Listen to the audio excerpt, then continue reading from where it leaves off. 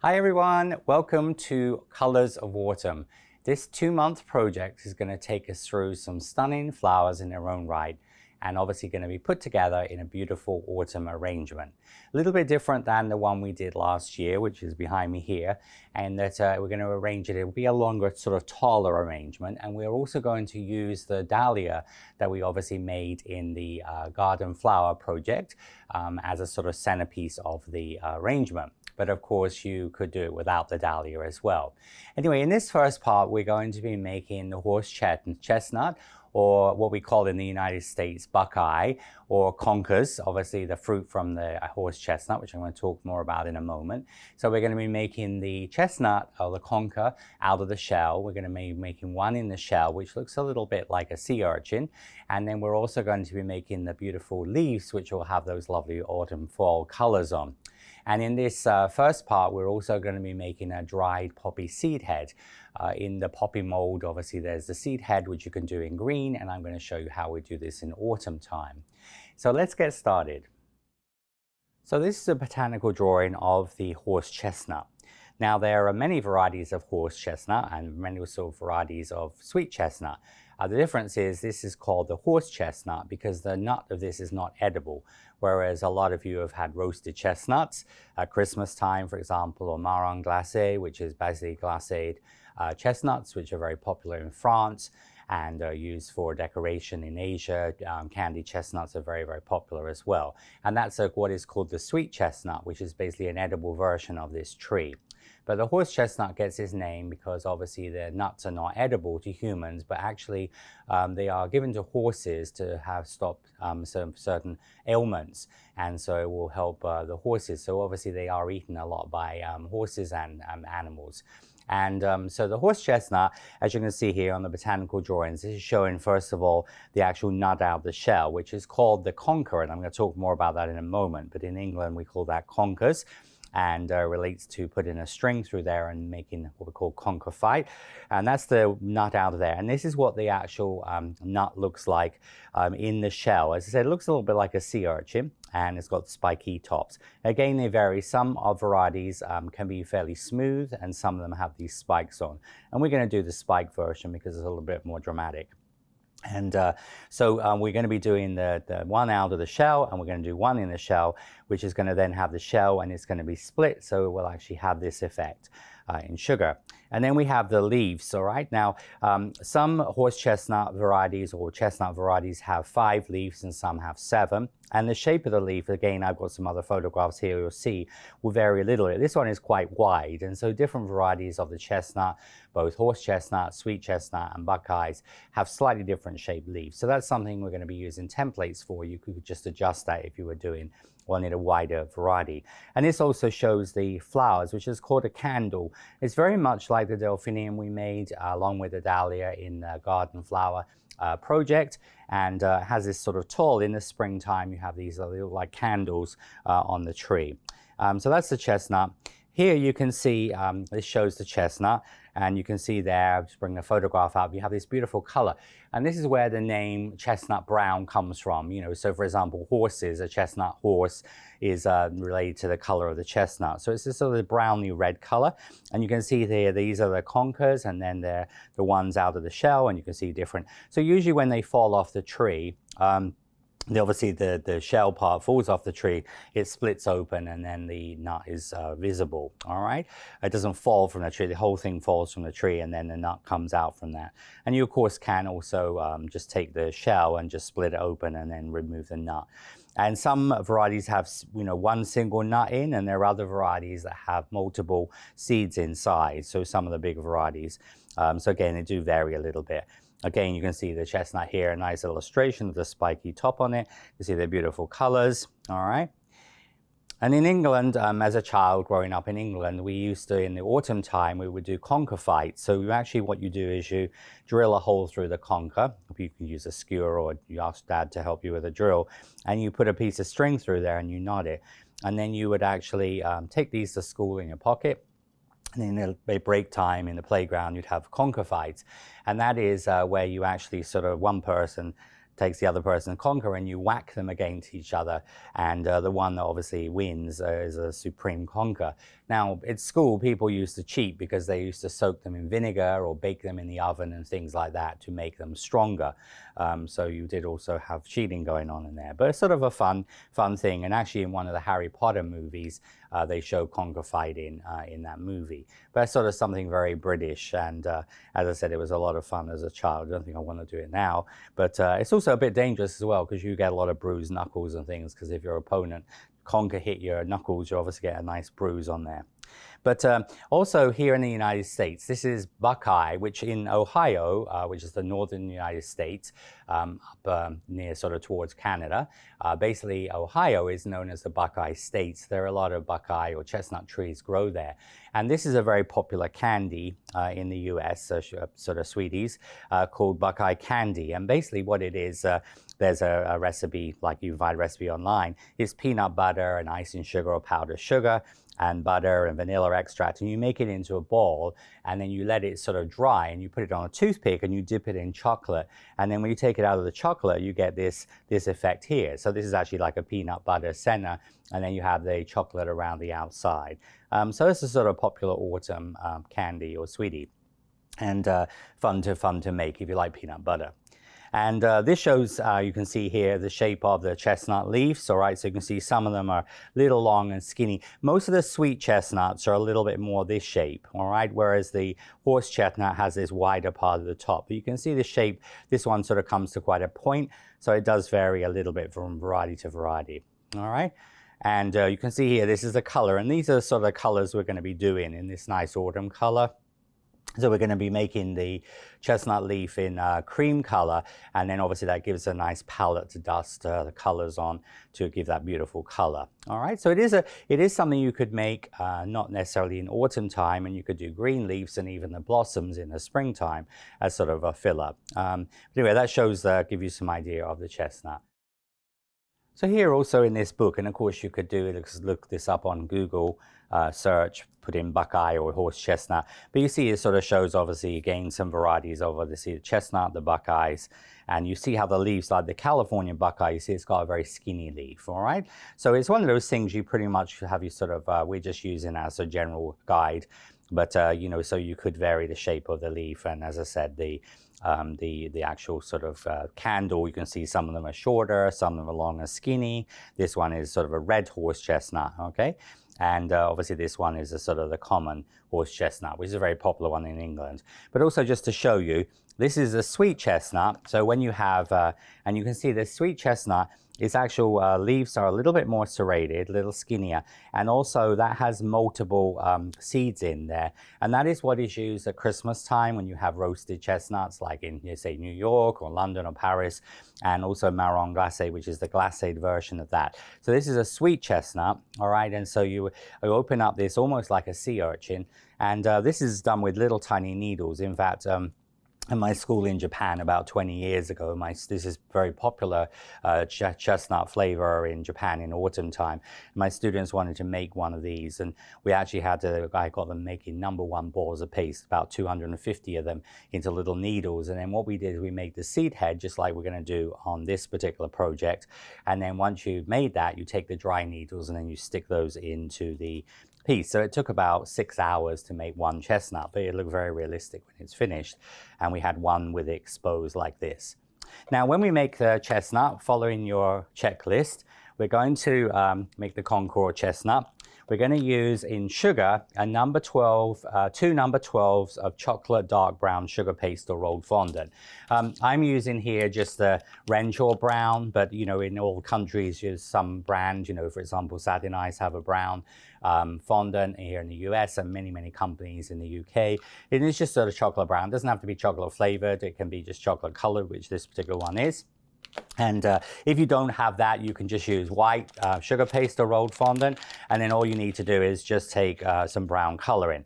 All right, but you just want to just obviously make this a dark chocolate brown. So you've got two number 12s of, as I said, a chocolate brown. This is just straight sugar paste or rolled fondant, and then I take a number 8 of red flour paste, flexi paste, or gum paste. All right, so what I'm doing is I'm just going to take a number 8 size of red. So this is a pre-made, this is actually flexi paste, or poppy red flexi paste, but this could be red gum paste, it could be red flour paste. All right, pre-colored, or again, you could take a number 8 of white and then just color it red.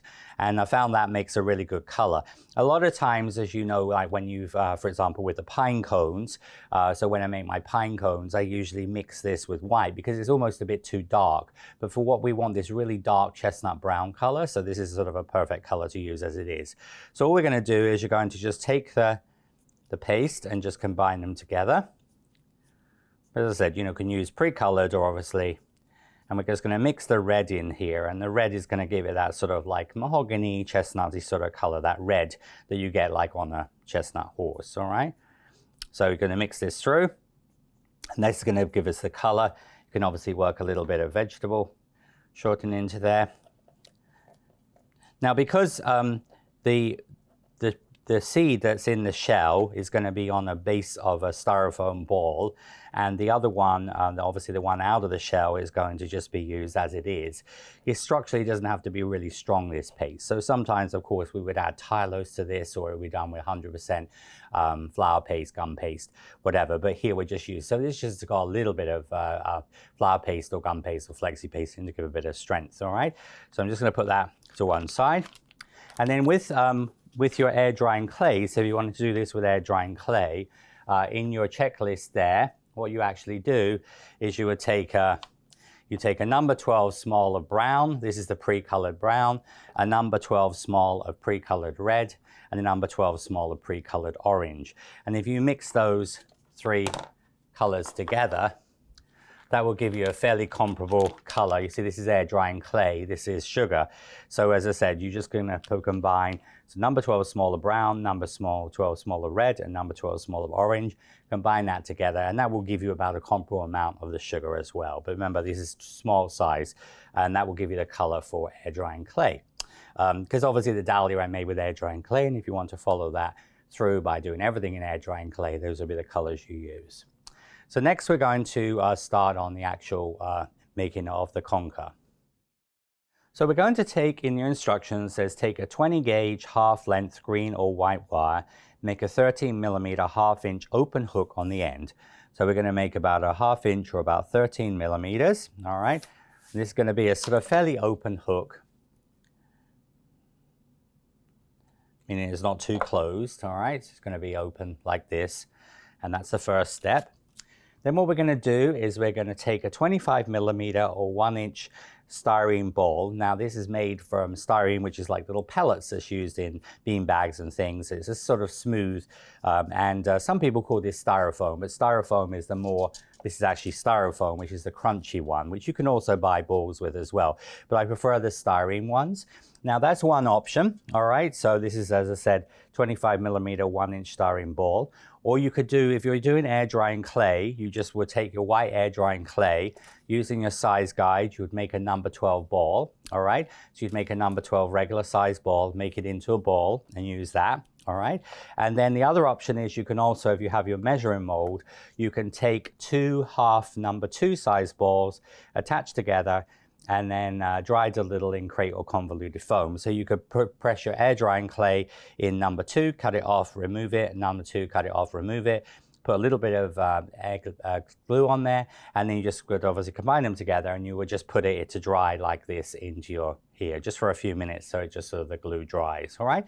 So as I said, you can make your own, and like if you're wanting to use the air drying clay for a center of a sugar one, you can do, but you just need to let it dry for a couple of days, because if there's any moisture in the air drying clay, it couldn't have a reaction with the sugar.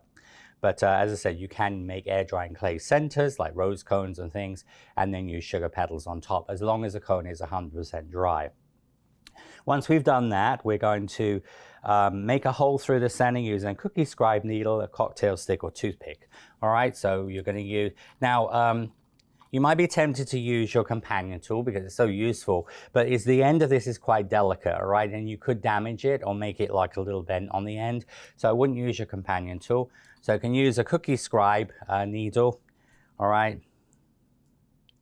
So you just make a hole through in the middle of this, so drill through the center. through this. Or as I said, alternatively, you could use a toothpick cocktail stick and make a hole through the center with this, all right? So basically just something to make a little hole in there. All right, now then what we're gonna do is gonna thread your wire through the hole, and you're gonna just push it into the top here. So you're just sort of pulling it in so it just embeds into the top. And then you're gonna take it, slide it out. And then what we're gonna do is gonna use a little bit of hot glue, or if you don't have a hot glue gun, use some PVA glue, and then on their drying clay one, or the hardy clay center, and you can then pull it in, and then you need to let it dry. And you can also buy special glues for styrofoam and polystyrene and things, all right? In the UK, this is often referred to as polystyrene ball. So you're gonna take so what I do here, I'm just gonna have this up a little bit. I'm gonna just put a little bit of glue just on here, just on the hook. And I just pull this in, and obviously don't use your finger there, but just use your glue gun. Just press that in. So that just is going to secure the glue in the top, all right? And obviously hot glue is gonna dry instantly, but if you don't have a hot glue gun, you can use PVA glue and let it dry, or obviously you could use other sort of glue suitable for polystyrene or styrofoam, all right? And that is the first stage. Now, once we've made that, we're going to take half of the chestnut color and roll out 50 millimeters, 2 inches across. So it's gonna just take the paste out. I'm just gonna roll that. So you can roll it, just roll it into a ball. And using the air drying clay, when you make the air drying clay version, obviously having 3 number 12s will give you about this same size, all right? And so then you're just gonna cut that in half. Now the conkers vary a lot in size. This is actually one I've had for many, many years, because when I first started teaching this into the US, so this is actually quite a small conker, but obviously as they dry as well, this is probably about 15 years old, they dry up as well. But you can see the sort of the lovely mahogany sort of color, that browny red color that we have, and obviously this is the top of the seed. It's very much like if you think of an oyster, how an oyster stays in its shell. This is almost what sort of attaches it to the shell. And obviously when we make the one that's in the shell, we won't see this part because it would be underneath, attached to the bottom of the casing, whereas in the conker out of the shell, we'll have it like this, but it'll be a bit bigger we're making. Now, once we've done that, we're going to take that, I'm gonna roll that out so we're gonna take our rolling pin, just use a little bit of cornstarch on here and roll this out to approximately 50 millimeters, 2 inches across, all right? So you can just give that a little knead, just condition that with the shortening. Obviously on your air drying clay, you just give it a little knead. Remember, air drying clay, you can of course also add a little bit of water if it feels a little bit dry. But you're just gonna make that like you would roll out fondant. Just gonna put a little bit of, and just sort of try and keep that round in shape. It just wants to be approximately about 50 millimeters. All right, so it wants to be at least 50 millimeters. It might be a little bit more, but not too much. Make sure you get it level, so you can just use your rolling pin like this. You could also use a fondant sugar paste smoother as well, but that's fine. And then what I do is I turn this over, and you can turn it over onto, if you have like a convoluted foam former like I use, the back of that, or you can use if you have just a normal piece of foam. So you're going to turn this over. If you have any little air bubbles into it, I use a pin, or this is actually an acupuncture needle, which is something I use for my sugar paste or fondant. So that will remove any little air bubbles, because I mean, this is predominantly sugar paste or rolled fondant. So you turn this over, all right? And then what we're going to do is we're going to brush glue, all right? Now, when I refer to glue, I could be egg white. If you're using obviously traditional gum paste, we use egg white. So it could be egg white, it could be flexi glue. If you obviously, I've got some red flexi paste in here. It would be obviously PVA glue if you're using air drying clay. So you're going to just brush some, whatever you use for your, or edible glue could also be used here as well. But you're just going to brush over the surface of this. And we're going to make a little, if you've ever made like dumplings, like gyoza, Chinese dumplings, wontons, that type of dumpling. So we're going to take the And you're going to put this into the center. So that's why I've got it on foam. And then what I'm going to do is I'm going to wrap this around. Now, you want to try and get as minimal number of creases as possible. So you see, I'm almost like crimping it like you would a pie crust on a pie or a tart. And you see, I'm bringing this up here like this. So you're just making little creases. So you see, and then going to go around like that. Now then you take your scissors. I'm just going to chop off that excess paste. And then I'm going to take a cosmetic sponge with a hole in it. That's just a sort of a good way to sort of help to mold it around. All right. Now this is mainly the part you're going to see. So just don't worry too much about the bottom here. And then just going to start to work it down because you want it in a round shape. Now, when you're using air drying clay, it says in your instructions, of course, with air drying clay, what we could do here is you can also use a wet finger. All right, you can't do that on the sugar paste or fondant because it will obviously just make it sticky and slimy. But you just sort of cut off a couple of times. Okay, and you see how I'm just going to mold this around the center there. You see, I'm just going to mold that around. Then just going to, smooth that with your... So literally you're just covering that in a ball shape, okay? And don't worry too much because the shell is going to... There's a couple of little, joins there. That's not going to be noticeable, all right? This will also be glazed as well, so there are any little imperfections there. But you can also, if you have any little rough areas, like I do when I do a cake, you can actually just take I take a piece of the rolled fondant and I'm using it as a polisher. And when I cover a cake, I use this technique. And you see then you're gonna get that nice shape. All right, so really, as I say, you're just making it into a ball. Now then that's going to, so once you've done that, we're going to then let dry. All right, now we're gonna come back to that once it's dry. So if you were wanting to do this, let's say all in one day, you could put this in your food dehydrator or you could just leave this till tomorrow. It does have to be 100% dry though. Obviously air drying clay is going to dry quicker than sugar, but as I said, you could put this in a food dehydrator. You could stand that in a styrofoam block or you could just put it into your convoluted foam like this and then pop that in your food dehydrator. But probably just if you want to leave it at room temperature just for 24 hours. When I teach this on a 2-day class, for example, I teach this I'm doing this a little bit different technique here in the Flower Pro Club with obviously using some of the Flower Pro products. But when I have taught this, I usually do this on day 1 and then the next day on day 2. First thing in the morning on day 2, the students then make the shell. Then in the afternoon, they finish off the coloring. All right, so you could do this over a couple of day time period. But anyway, that would be the first part. And as I said, that would need to dry. Your paste you got left, you just put that back in your bag, all right? So because we're actually going to use this and what's left of the other half for the next piece. So that is the shell. So this is actually a dry one here. So you've got and as I said, this is obviously dry. So this is a couple of days old. So that'll be ready for a little later on to show you the next step. But this must dry before you move on to the next step. So next we're going to make the conker or buckeye out of the shell. All right, so this is the one that obviously, like I showed you in the photograph, and you see it looks like the buckeye candy. All right, and this one is going to be made from solid paste. All right, now how we make that, I'm going to take your wire. In your checklist on wires, it's got 6 half-length 20-gauge wires, green or white, and 4 of them will be used for the second part where we strengthen the stems, but we're using one for the one in the shell, one for the one out of the shell. Anyway, what we're going to do here is going to take a 20-gauge half-length green or white wire, make a 20 millimeter, 3/4 inch long hook, and then going to bend into on using your pliers. So we're going to make like an E shape. So we're going to take, as I said, so this is 20 millimeters. All right, so what you want to do is bend that at a right angle. All right, so you sort of bend that at a right angle. And then what I'm going to do is going to hold the end of this with my pliers, and I'm going to wrap it around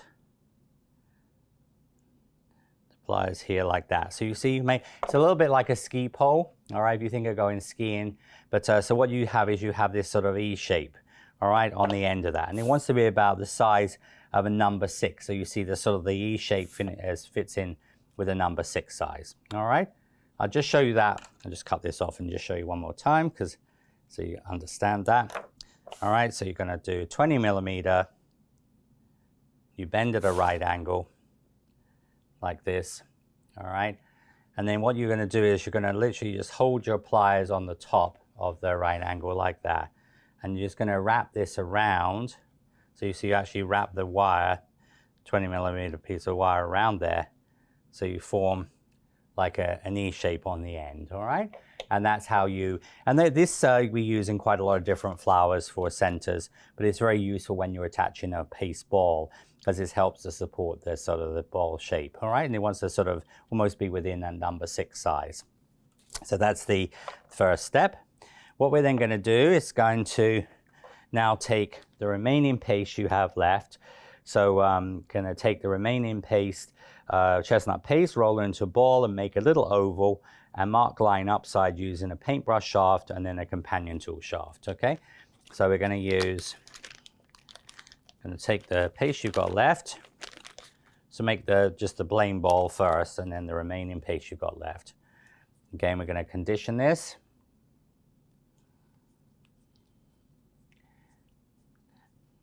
Of course, this will feel a little bit stickier than normal because this is obviously, the majority of this is fondant, okay? And then when you make this into a ball, you want to cut both your hands. You can use a little tiny bit of flour cornstarch if you want, but you're going to cut both your hands slightly, and that will make it into a ball. So if you're making, you know, figure modeling and that, we use that technique a lot. So you see, you make that into a ball shape. Then we're going to make it slightly sort of irregular. So I'm going to make it a little bit oval shape. And then I'm going to make, going to just use a paintbrush, or you could use like a stick, you know, but basically like a paintbrush hand or a stick like that. We're going to make a sort of a crease up the side of this. So I'm going to do this at an angle. So sort of making like a little angle on this here. All right, and just so it gives it a natural look. Sometimes they have this in, and sometimes they're very smooth, but I want to make it look natural. And then I'm going to go in with just gently with the companion tool to emphasize that. All right, so you see how you're just going to get that little sort of mark up the side of it. All right, now what you're going to do then, once we've done that, is brush the glue all over the hook and 20 millimeters, 3/4 of an inch down the wire. Thread through the top of the shape, pull to embed into the paste, turn upside down with the crepe foam. So now we're going to take your glue. Now we're going to brush glue both sides of the hook, and then you want to come here. So then about 20 millimeters down the wire here. This is going to be embedded into the top. So you see I'm going to come down about 20 millimeters down here.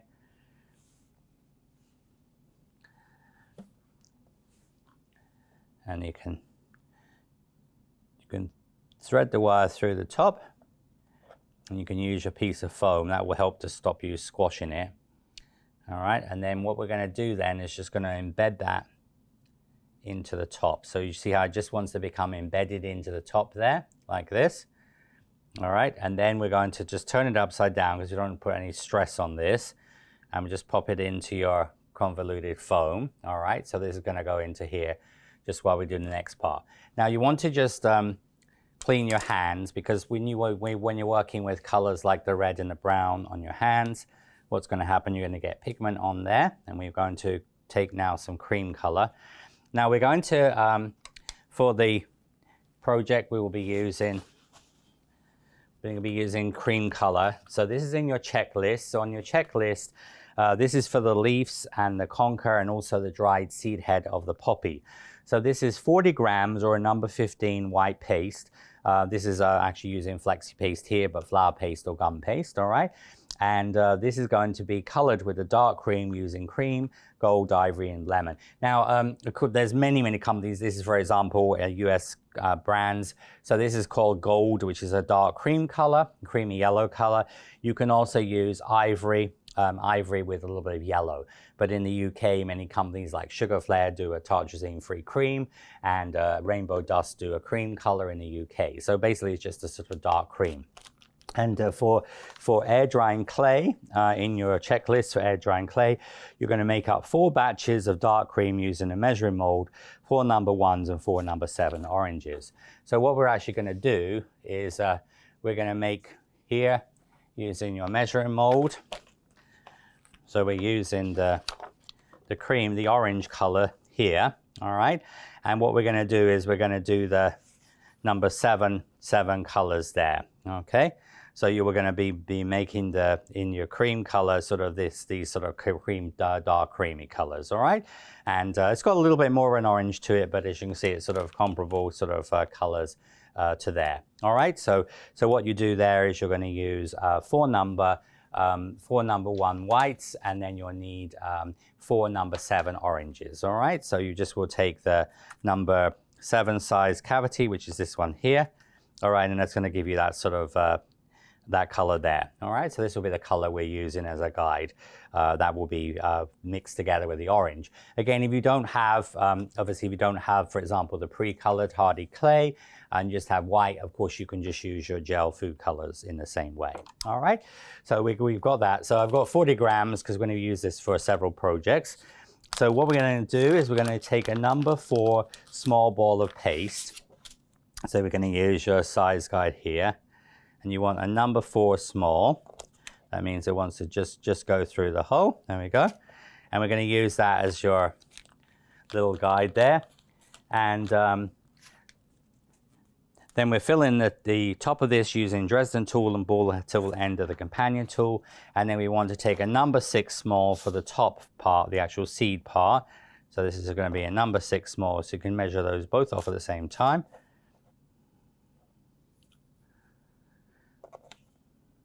There we go. All right, so we've 4 small and 6 small. I'm going to put obviously the 6 small onto a little container. I'm just going to take my little bit of paste here. I'm going to use this like a little plug, all right? So just going to take this little plug. Now I said it's easier to do this if you use a piece of sponge. That will stop you sort of squashing this. So all you're doing is you're just going to fill in, because you're going to use your Dresden tool just to fill that in. So this, remember, is just a little plug, all right? So it's just going to now make the paste level with the top of that. You can just roll that with using your little companion tool, all right? Just turn that back upside down. And then we're going to take the number 6 small. So this is actually going to be this part on the top. And this is usually a sort of an oval, sort of kidney sort of shape, all right? It's not just round. Like when you do the candy ones, I showed you the Buckeye candy, of course, you're just dipping them, so they will always be round. And then we're going to be doing some modeling on here with a paintbrush and some splattering of brown on here when we finish this off. So this is a number. So just thin that out, make it into a regular shape. So just thin out the top of this. So I'm just going to make it just like a little sort of almost like a kidney shape. Looks like a bit like a bean. And then you'll put a little bit of glue on the flat part of that.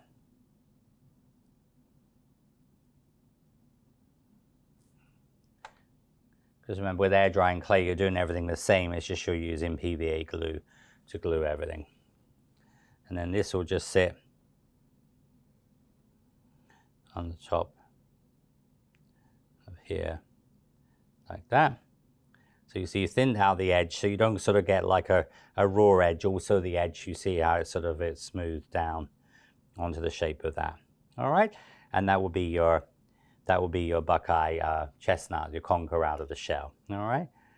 Now, as I said, sometimes they're obviously quite round, you know, so you see this one is quite an irregular sort of shape. So you can basically make it whatever shape you want to, but usually sort of like an ovalish shape, and then the line on there just gives some interest to the top of that. And then when you dry that, you just dry that upside down. Now this is basically finished other than coloring and adding wires on the second part. So you'd have obviously do this one here and this one here. So if you then wanted to put that in your food dehydrator, to let those dry, or just let them dry naturally for, as I said, about 24 hours, all right? And they'll be ready for the next step.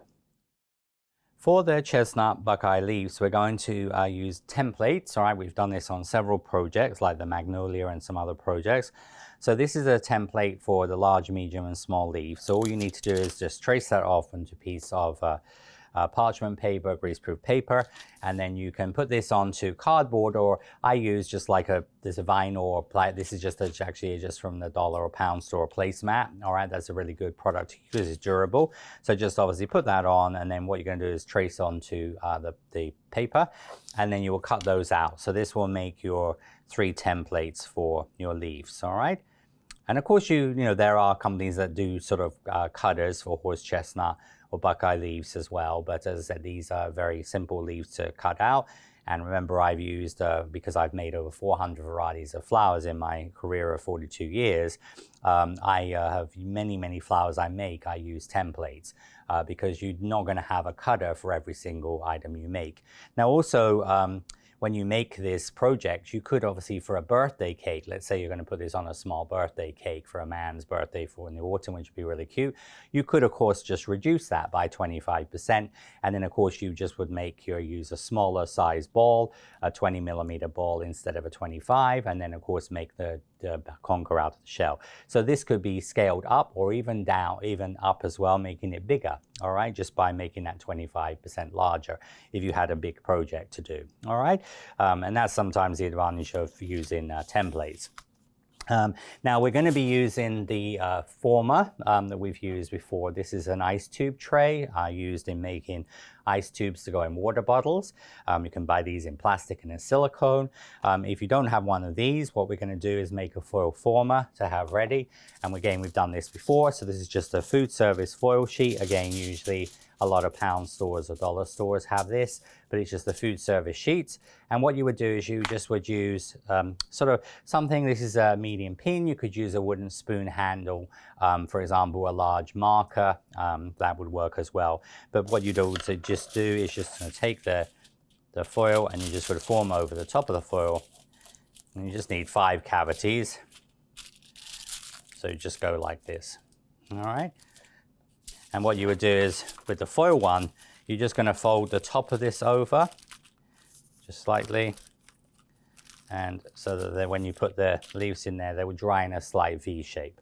And you can also even do that with your fingers, all right? You can put 2 fingers underneath, all right?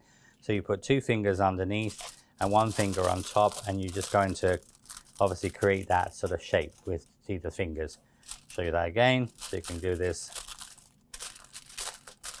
You know, in my, as I said, 42 years of my career, there's been, you know, obviously I find things that work very well, like ice tube trays. But, you know, when I was a child, for example, when I started in my industry, there was no such thing as really bottled water. I mean, you get Perrier and Evian water, but as far as plastic water bottles, that wasn't a thing. So, you know, these are techniques that I've used. So as I said, you can use a wooden spoon handle, or as I said, sort of a dowel or sort of large pin, medium pin, or as I said, you can use your fingers for that. So you'd have this ready.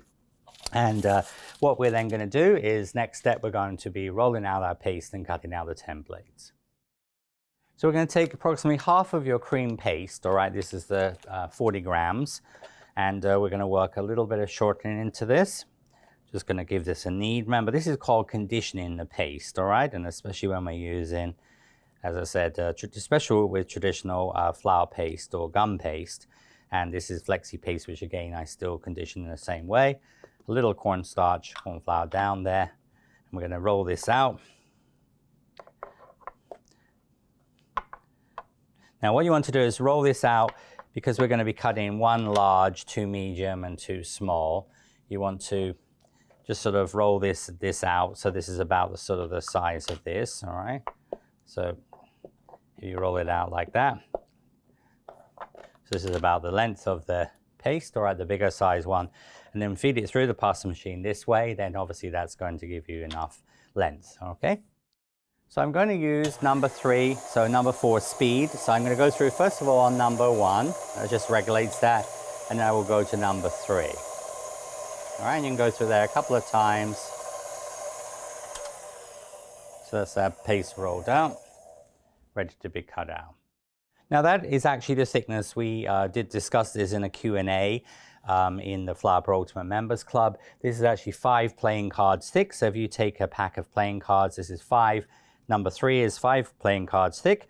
And what you can do is if you put 5 cards one side and 5 the other, when you roll across with your rolling pin, that will act as a spacer and it will give you the correct thickness. All right, so now what we're going to do is, again, if you have any little air bubbles, you're going to use your pin or your acupuncture needle. And we're going to take the template, put a little bit of corn, and especially for air drying clay, because if you take the plastic or cardboard pattern, it will just laminate to the top. So just literally rub the top with a little bit of cornstarch there. You can just cut this out. And you can cut out with, for example, use a little knife. You can use a cutting wheel. I use these quite a lot, but you can use your cutting wheel here. This is quite thick. You know, usually a lot of times we do number 4 for leaves on the pasta machine, but we're doing this a little bit. And then you would cut out, I'm just going to show you one of each of these. And of course, for air drying clay, with your air drying clay, if you find you get it just drags a little bit, you can take a little bit of vegetable fat and shortening and put that on the knife blade. And of course, you could also use, for example, a scalpel X-Acto knife. And when you do that, you would need to do that on a self-healing mat. Don't do it on the surface like this, because you will destroy your plastic surface.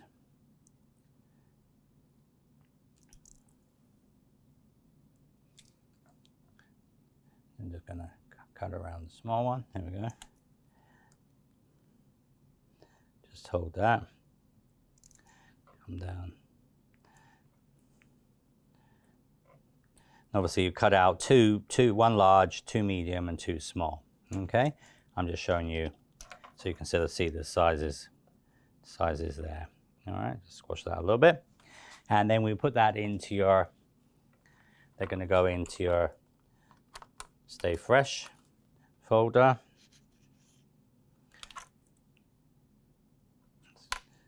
Remember, it's got a little square edge onto there. So you place it into your Stay Fresh folder. I'm going to show you this a couple of times. Of course, you'd have a total of 5 leaves, because we want 1 large leaf, 2 medium leaves, and 2 small leaves. All right. Put your excess paste back into your bag. And then keep these templates, if you just put them in a little plastic bag and just use a label marker or a label on there and just mark, you know, horse chestnut leaves, then, you know, just keep all of your templates together. And then when you ever need your these, you'll have them ready for the next time. Of course, you can do is just use cardboard like an index card, but if it's something you're planning on making again, it's good to have them in a more durable material. Now we're going to take this and put it onto the pad. You know, when we do smaller leaves like rose leaves, we usually just hold this between your thumb and finger. But when you want to work on longer petals or leaves, I usually recommend doing this on a foam pad. And I've got the wires here. So these are our wires that we have. So the wires we've got, they're going to be the 5 in your checklist, 5 1/3 26 gauge white wires. All right, so we use white because of the color on here. Sometimes it doesn't matter, we use green or white. So we're going to dip this into, so we're going to put this into a little bit of glue. And of course, if you're using PVA glue, you can put into your needle tip applicator. And then we're going to take the wire here on the end, and then we're going to feed this into the leaf. So you want to feed this into just by holding with your finger about halfway into the leaf. All right, so that's going to thread that in. You're going to mold around the bottom. All right, I'm just going to put this back in the flap just to talk about the veiner. Now we're going to be using on your checklist for molds, we're going to be using the sunflower. All right, we're actually going to be using the small sunflower leaf. So this is this cavity here, and also the back veiner on there. So then it says in your instructions, remove base and pinch the wire, place onto small sunflower leaf veiner that has a little vegetable fat shortening brushed onto it. And with air drying clay, you can use shortening, or you could use Nivea or cold cream as well. And so I take a brush here. This is a short bristle brush, like a stencil brush. I just generally put a little bit of vegetable fat shortening on the back of my hand. I'm just going to brush that into, really mainly onto the sort of the central stem here. All right, and then what we're going to do is right to the top, make sure the wire is in a channel. So when we put the leaf in, it's going to go right to the top because we're actually going to use this part of the veiner to create this sort of top serrations, which we'll be using as a pattern. All right. So what we're going to do is just going to put that into there, and you sort of almost like push it into the top there. So you see it's actually embedded right in that top part there. Make sure the wire is in the channel. And then you're going to press it in with a cosmetic sponge, or you can use a wedge. So you see the first little bit there, and you're just going to just press it in gently, really just sort of come in each side of the wire. Don't press too hard where the wire is. And then once we've done that, we're going to then line up back veiner and then press. So you're going to line up the back veiner. So you want to sort of line up the top of the veiner. So this is the top here. And you make sure that the wire is visible in the V shape there, all right? And then just press gently, not too hard, all right? So just sort of press gently down the side there, all right? And that's gonna give you the sort of the veining onto the back, all right? Doesn't have to be a real heavy veining onto the back. Now, once you've done that, we remove, and on the soft side of the pad, make some extra lines on the front of the leaf using needle tool or the companion tool. So remove onto the soft side of the pad, make some extra lines here. So what we're going to do is we're going to just take your, so you see you've got the serrations on here, so we're going to follow those around, and you can work on a bigger pad if you want to, or the small one. This will fit onto the small one. And then what we're going to do here, you're going to then make some extra lines using needle tool or the companion tool. And then on the, so some extra lines on the front here. So this is just the next step. Now, because this is not actually a chestnut veiner, what we want to do here is just gonna make a couple of extra lines. So you're following those lateral veins, but you see how you're just gonna do just a couple. This is on the front of the leaf, a couple on there. So it's just making sort of like lines coming out from the center, all right? So that's just a couple on the front of the leaf. Then on the back of the leaf, all right, we're going to use the Dresden tool here, the Dresden veining tool, and then on the back of the leaf, using a veining tool, continue the serrations to the bottom of the leaf. Now what you're going to do is using your Dresden tool, so you see how you've got your serrations. So what you're going to do is sort of really work from the top. So we're using, so you see how I'm just gently pulling out, gently pulling out here, and the same on here. So you're just going to pull out.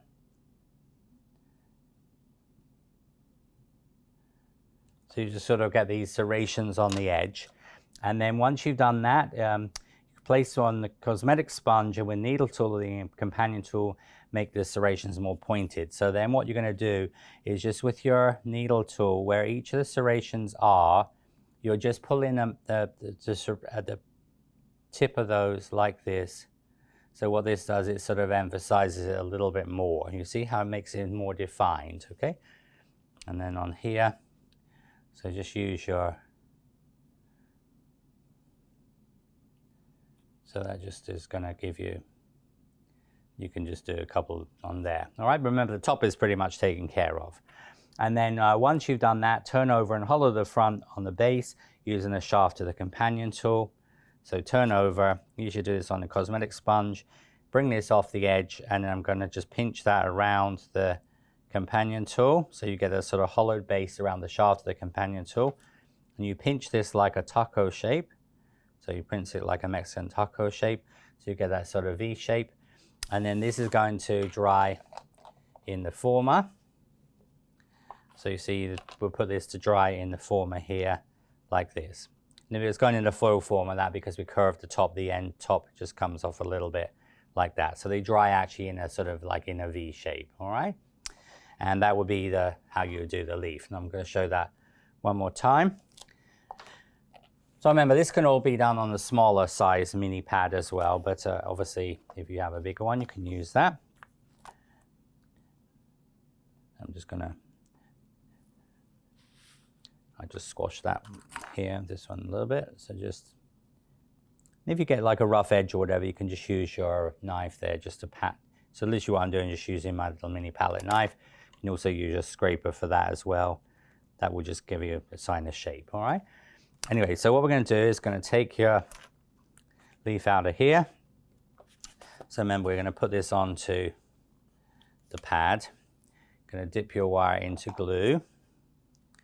Now remember, and the reason why I do it on the edge of the pad, it raises it up, because if you had it flat on the table, you're not going to be able to get the angle of the wire correct. All right, so I've got some glue on here, and I'm going to then thread this through. So I'm going to go in about halfway into the leaf there.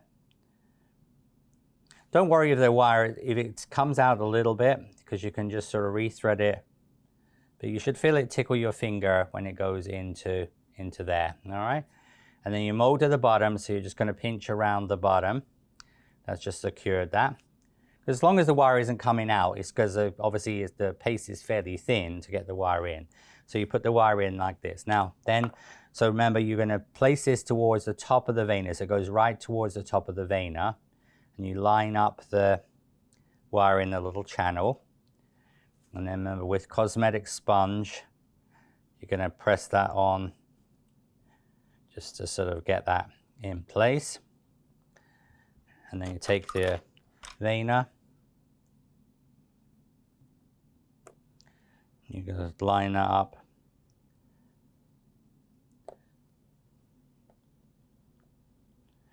It's not really a heavy veining on the back, but just sort of helps to sort of establish the shape, all right? Now, then what you do is take this out of there, and remember, on the front of the leaf, on the soft side, you just add in a couple of extra lateral veins, all right? The lateral vein is a sort of the sub vein comes off the lateral vein, so you're just going to do just a couple of lines coming out from there, because this sort of think of like the magnolia, the leaf vein came off from the side. So you just add a couple of extra veins onto there, and then remember now with your, so you see what you're going to do is going to use your veining tool and do your serrations. So just gently pull out with the veining tool, which is the thin end. Remember, the wider end is called the Dresden tool. All right. And then you place this onto your cosmetic sponge. You can just put on your pad. And then with your companion tool, the needle of the companion tool, we're just going to pull out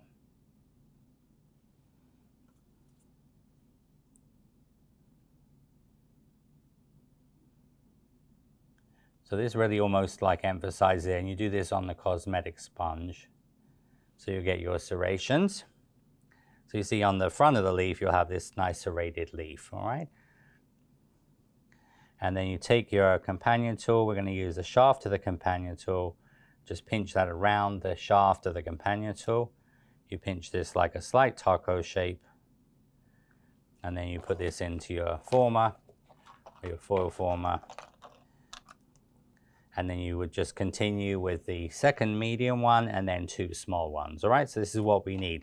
Now, as I showed you in the images, there are some varieties of chestnut that have, for example, 7 leaves, all right? So basically what you could do is you could either do 2 sets of medium or 2 sets of small. So you could do a large, medium, medium, small, or large, medium, small, small, all right? So that you get this sort of thing of a thing of hand with an extra 2 fingers on it, all right?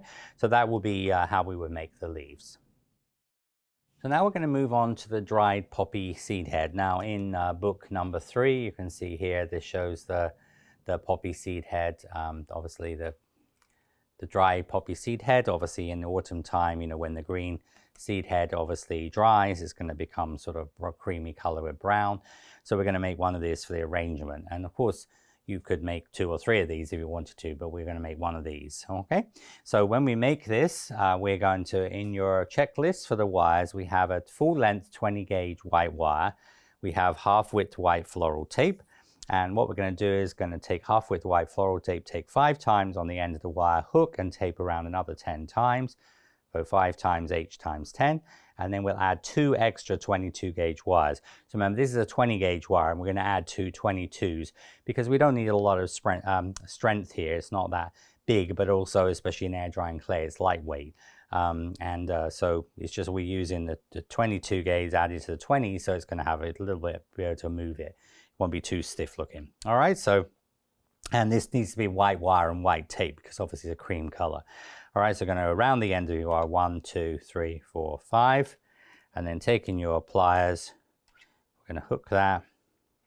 Remember, the hook is going to be the width of the tape. So 5 times hook times 5. And then 1, 2, 3, 4, 5, 6, 7, 8, 9, 10. And then we take 2 extra 22 gauge wires. Now, if you don't have 22 gauge wires, you could use 20 gauge here. It's just we want this for aesthetics, so it looks naturally thicker but not too stiff.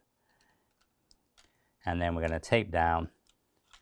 Now we're going to be retaping over this on the second part when we color this, because we're going to build up a little. So don't worry too much on this part. Just going to tape down because we're going to go back over this and make it nice and smooth to thicken it up a little bit. Okay, so just going to come down to the bottom, and then you can just trim where that sort of the 20 gauge meets the 22. You can just trim that off, that little tiny bit off the end here. Okay, and then just get rid of those. So that's going to be the first part. This is very much like when you do the pine cones and technique wise. All right, so we have that work. Now we're going to use the poppy seed head. All right, so going to take a number 11 small ball of cream, press into the mold that's been lightly brushed with vegetable fat shortening.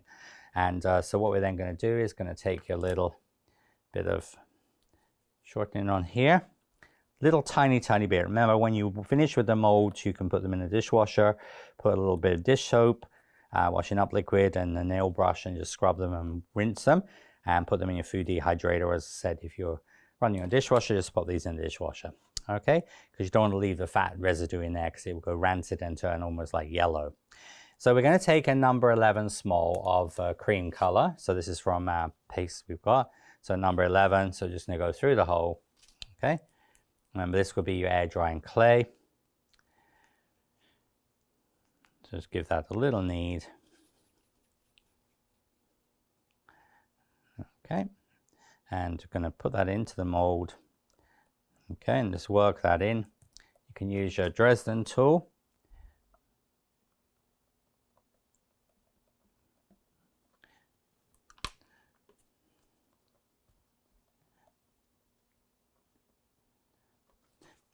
And just where that you see the little bit of paste there, just push that up because so just sort of the paste will naturally work down that way.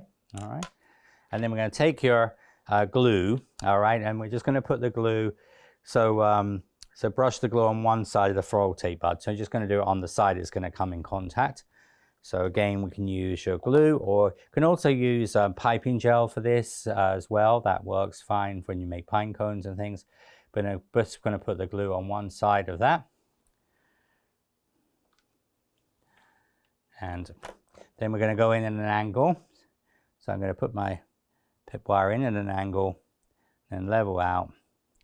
And then just using my flexi scraper, you can just flatten that out with your flexi scraper.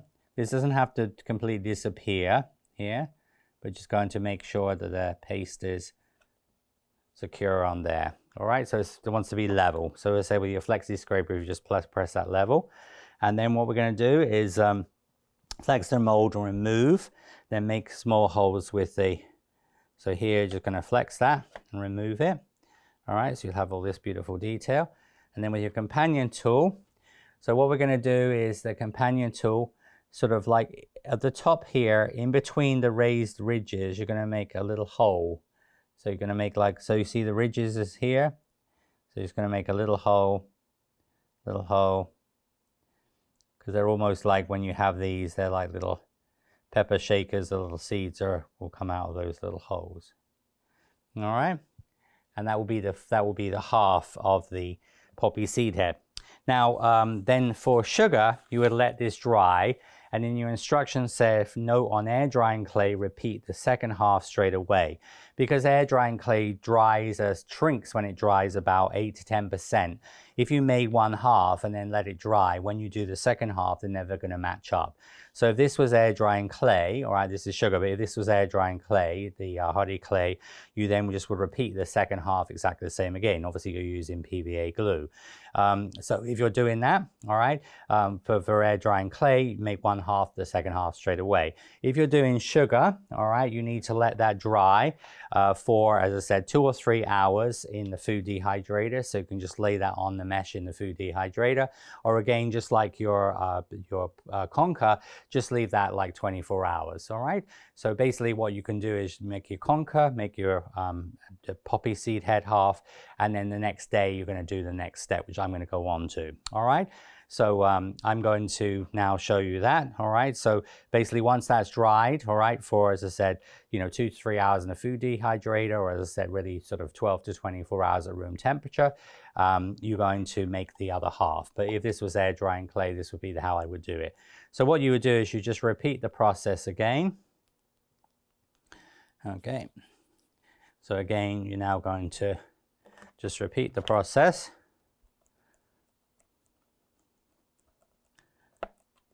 So this is going to go into the mold here, like so.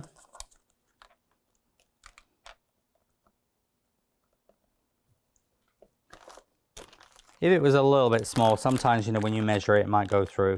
You can also just add an extra bit of paste as a patch there, because you want to make sure that it sort of fills the mold basically level. All right. And then if this was air drying clay, as I said, this will be done straight away. You brush your PVA glue over this and you attach your 2 halves together. Now remember, just a couple of things. If this was air drying clay, because air drying clay shrinks, all right, it contracts, you need to make sure you really brush right the way to the edge. So if this was air drying clay, it actually make sure you brush well onto the edge. You can actually have some even going onto the mold, because you can wash that as soon as you finish with it. Because if not, what happens is you'll find you can get gaps. But with air drying clay, if that happens, you just take a little bit of air drying clay, soften it with a little bit of water, and just use that as a sort of like a putty to fill in between the two. All right.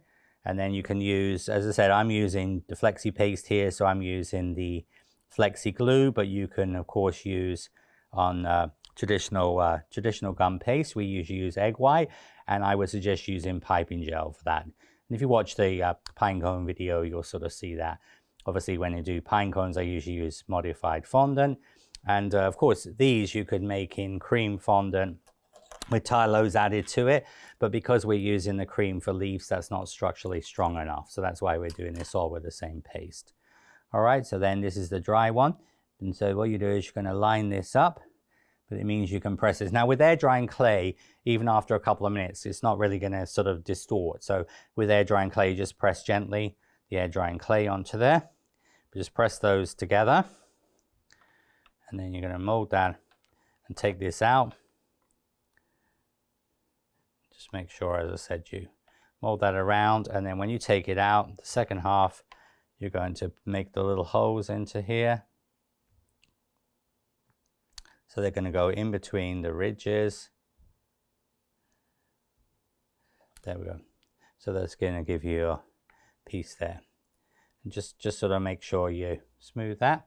All right. And even with the sugar one, I will show you how we can also fill that in if you needed to afterwards. You're going to get that beautiful shape. And remember, these make very cute. I have a video on Katy Sue with my flower program, and I made little miniature pumpkins. So actually you can just cut that, fill this with orange paste, cut that half off, and you can make 3-dimensional pumpkins, or obviously half relief pumpkins like little jack-o'-lanterns for Halloween. So here's the poppy seed head, all right, but remember that. So with air drying clay, first half, second half straight away, and this will be ready then for part 2, which will be when we do the coloring. All right, and if air drying clay, you're going to make with sugar, make one half, let it dry for, as I said, 2 to 3 hours in a food dehydrator, or basically overnight, and then you make this second half ready for the second part of this particular masterclass. To finish off this first part, we're going to make now the seed head, or the sort of the seed of the conker, the buckeye. So it's going to make like that green and cream colored skin that goes around it, and that will finish off part 1. To finish off this first part, we're going to make the shell for the conker to sit in.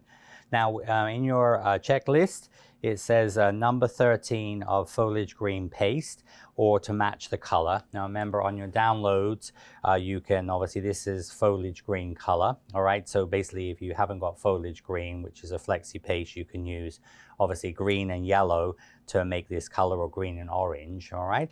And then for making your air drying clay, we're going to use, you're going to take a match of going to make a batch of lime green. So you're going to make the lime green there, which is number 1 white, number 4 green, and number 4 yellow. And then once you have finished that, you're going to add a number 3 of orange, all right? And this is on a download, which you can obviously find, and that will match the color of the color I'm using in air drying clay. So just adding a number 3 of orange. That also is discussed in the new book 4 as well, in the introduction about paste. It talks about that formula, okay? And because this brush of standard green I use for a lot of my projects in sugar. So we have number 13 of green. And if I would suggest you, when you do this, do your obviously second half of your dried seed head of your poppy first, and then you need a number 13 of cream. Now, depending on how accurate you are with measuring, if you're a little short, just add a little bit of extra white to your cream, because we're now finished with the cream color. All right, but as I said, if you don't have a 13 size, just add a little bit of white to your cream. It will make it a little bit lighter. It doesn't matter, okay? But as I said, about 40 grams is around what we need to color. With air drying clay, you will have a little bit of extra because you're making, obviously, remember, 4 batches, which will be a little bit more than you need. Anyway, I'm going to take those and going to condition both those colors. We're going to make this like we do a 2-tone calyx, or for example in Flower Pro when we made the magnolia leaf, we did use the green and obviously brown. We're going to do the same with the cream color. Remember, with flexi paste as well, if it's a little, like with air drying clay, you can also dip this in water if it feels a little bit dry. All right, so once you've got your 2 colors, what we're going to do is going to thin this out like a little bit like a hamburger. And then we're just going to put some vegetable shortening onto this, all right, to laminate 2 pieces together. If you're doing this with air drying clay, the paste will stick to itself, so there's no need to laminate this. But for sugar, you want to use some, as I said, some vegetable fat. All right, so we're going to put these 2 together like this, and then once we've done that, we're going to work for your pieces there, and they'll be ready to go. And they're going to roll this out. So this is going to be rolled out to, going to take number 13 cream and green flattened to make a 2-tone, and going to roll it out to 100 mils or 4 inches. So just going to roll this out. You can do the cream this way here, but you want them to about 4 inches in size, no bigger than that, all right? So that should be good. Okay, make sure that you can put that into your flap. So we've got that ready to go. And then what we're going to do is going to take your wires. So we're going to add 2 extra 20 gauge wires using floral tape down, up and down. So we're going to take the 20 gauge wires with some half width tape, and you can do this obviously before you start with your paste. Just want to explain what we're doing with it. So you take 2 extra 20 gauge wires, you add to your bottom of your conker. Now this is a dry one, all right? So this is one that I actually made. Just sort of slide that up to the bottom, and then you're going to tape down, at least about halfway down, up, and then down. So you're doing 3 times on this, okay? Now then you're going to, so this next part, to explain what we're doing here, so now we're gonna rub at the top of the paste, so then we're gonna with fat or shortening, and then roll out, and then you brush the top 2/3 of the conker with vegetable fat. Now this will be the same on the air drying clay, All right, so what we're going to do is, because what we're doing is here, we want to, the vegetable fat or shortening on here is going to mean we can peel the pod back, because air drying clay obviously sticks to itself, so you need to do this the same with air drying clay. And with air drying clay, you can use Nivea cream here as well. All right, so you see I'm going to come down about 2/3 of the way down with that. And then you would put just glue on the bottom third, because this will be the part that sticks, or PVA glue on that bottom part. All right, so you can get that part ready and to go, and then roll out your paste. So we've got paste already rolled out. So lay on the soft green foam. So we're going to use the same sort of technique. So we're going to lay on the soft green foam, green side down, and work the paste, trying to get as few creases as possible. All right, so this is the, all right, so here you see, so again, what I'm trying to do is I'm trying to create like little tiny creases here, but I'm trying to get the creases in here so we get as few creases as possible in the main top part of this. All right, so you see how you can just pleat this, and then just going to work this around.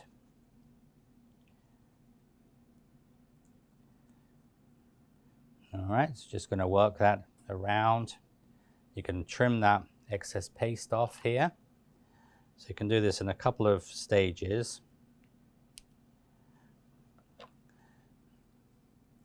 You see how I'm just going to work the paste. Now you will get a little bit of a marbled effect here, but this is basically going to be cut off, so you won't be sort of really see that.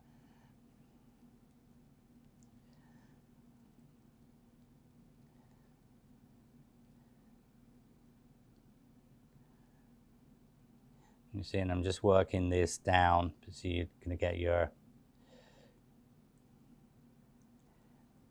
and then we're going to do, so it looks a bit like a light bulb at the moment, and then we're going to just cut off some more paste here.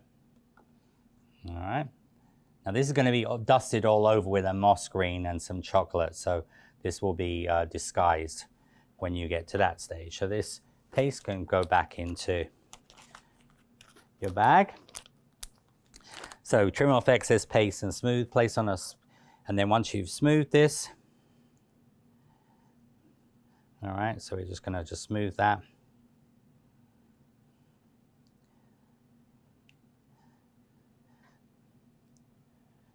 You can take your little flexi scraper. Again, you can use this like I would for fondant. You see, and that will pretty much, as I said, like we do a fondant smoother on a cake, that will get rid of that. But don't worry about that very bottom bit. So you see, that's going to be the first stage. So then we're going to put this on a cosmetic sponge with Hole. All right, and then what we're going to do is then using a flexi scraper, cut an X shape coming 2/3 of the way down the bowl, then using the needle to end of the companion tool, score to make a clean cut. No, do not use a sharp knife, or it will damage the surface of the conker. Now remember, inside there, so if you used an X-Acto knife, a scalpel, you would just obviously going to get a scratch onto there. So we're then going to, use this and going to mark a, so just going to mark a cross first of all on the top. All right, and then you're going to mark, so you're going to come down about 2/3 of the way down. You see? So you can see I'm coming about 2/3 of the way down here. This is fun to do, it's sort of something a little bit different.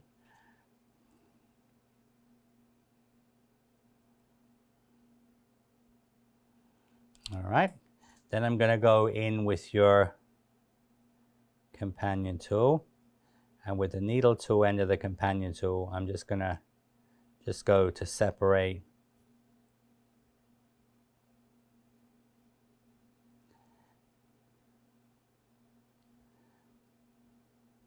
coming down here like this. All right, now that's the first part. Then what we're going to do is going to take some scissors.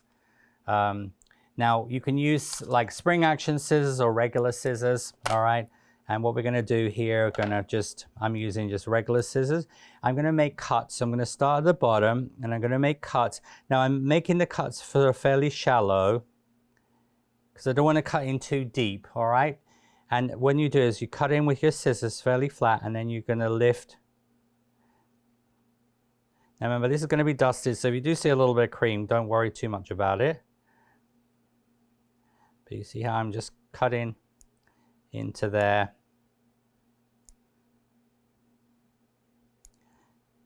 Make that look sort of fairly natural.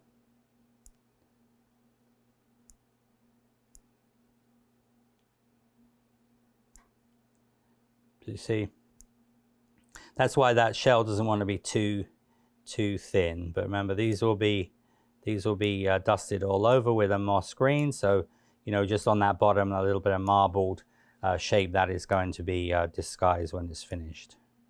So just gonna come here, but do the random cuts. Now remember, some of them are. Some varieties don't have any cuts on them, like the Buckeye. Some varieties are Buckeye, and so they're just a ball. But I found this looks a little bit more interesting.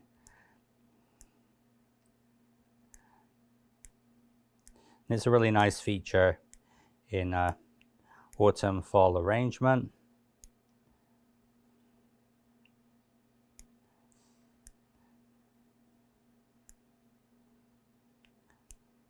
Don't worry too much about the very bottom, but you see I just used the cosmetic sponge. I just found that was easier to support it, to help this. You can just come up to the top.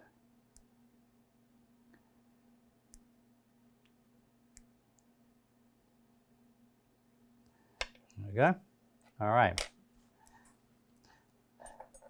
So now the big reveal. All right, so what you're going to do is now going to come. So now we're going to take the shell, and you see I'm going to peel the shell back. And you see what that does, exposes the conker. Now I'm going to just do two sides here.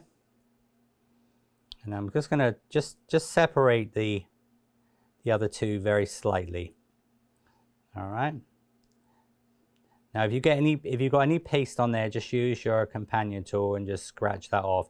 But you see, if you use a sharp knife, what would happen is you'd end up with getting a lot of paste. All right. So then just put that into your styrofoam block, and then you just want to take some little foam pieces.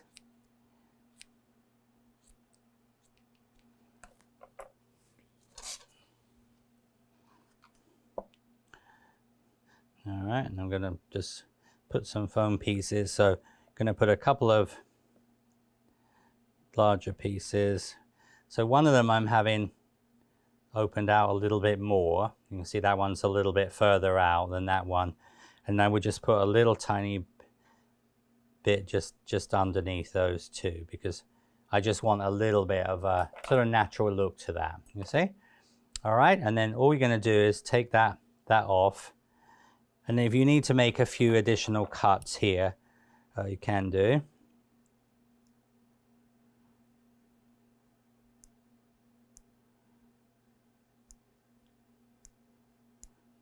All right. Something like out of a Stephen King movie at the moment. And but here you have the horse chestnut.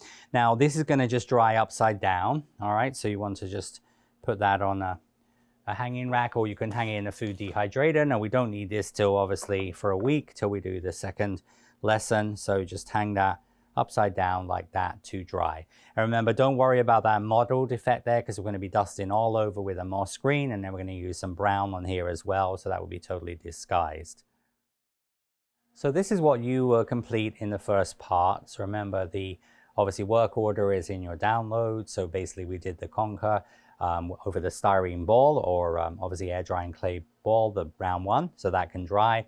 Then we did the conker that's obviously out of the shell with a little sort of the cap on the top of it.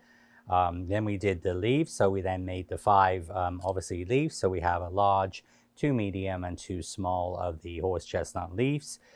Then we made the poppy seed head. All right, now at that point, remember, in air drying clay, you go straight on and make the second half of the poppy seed head, and that will be finished. In sugar, you obviously need to let that horse chestnut, the one that's just a ball shape, this one here, that needs to totally dry. All right, so that needs to be totally dry before we move on to this next stage, as I've just demonstrated. And then you would make your, once the poppy seed head is dry for sugar, you make the second half the poppy seed head, and then you finish up with what I've just shown you, which is obviously going to be to make your actual conker out of the shell.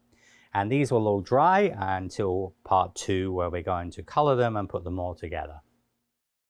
So I hope you've enjoyed this first part of making the horse chestnut in the shell, out of the shell and the leaves, and also the dried poppy seed head. And next part of this will be to show you all the coloring assembly ready for obviously later on next month, putting everything together in a beautiful arrangement. Till next time, sweet wishes, bye!